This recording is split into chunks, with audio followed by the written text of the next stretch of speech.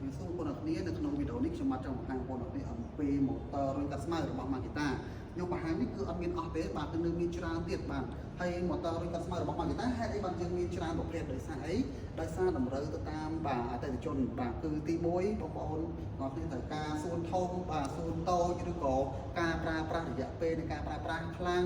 វែងឬក៏ខ្លាំងអីផ្សេងគឺយើងមានជាឧទាហរណ៍ប្រភេទនេះប្រើជាមួយនឹងកាតាបថ្មដែលយើងប្រើរយៈពេលយូរប្រភេទនោះប្រើជាមួយនឹងបាទប្រភេទថ្មប៉ុន្តែតួដែកខ្លាំងហើយធន់ជាមួយនឹងការប្រើប្រាស់យូរអង្វែងបាទយើងមានជាប្រភេទ model ធម្មតាដែលយើងប្រើប្រាស់ល្មមនៅក្នុងផ្ទះយើងទៅអញ្ចឹងណាល្មមបាទយើងមានប្រភេទតែតាមការងារនីមួយៗហើយយើងមានប្រភេទអូតូទៀតមានជាប្រភេទ set propylene ហើយនិងប្រភេទធម្មតាអញ្ចឹងបងប្អូនអរគ្នាដែលមានតម្រូវការជាមួយនឹងម៉ូទ័ររុញកាត់ស្មៅ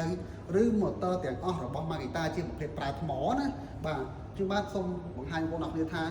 យើងមានសេវាកម្មបាទឲ្យបងប្អូនអរគ្នាតេស្តសាកល្បងឲ្យដឹងពីគុណភាពមុននឹងទិញយកទៅប្រើប្រាស់ដោយអត់មានគិតសេវាអ្វីទាំងអស់ក្នុងគោលបំណងឲ្យត្រូវជាមួយនឹងការងារបាទដើម្បីទិញទៅបាទប្រើប្រាស់ទៅបាទម៉ូទ័រនឹងប្រើបានយូរអង្វែងហើយសុវត្ថិភាពគ្នាបាទអញ្ចឹងបើសិនជាត្រូវការព័ត៌មានបន្ថែមអាចទៅមកបានបាទសូមអរគុណ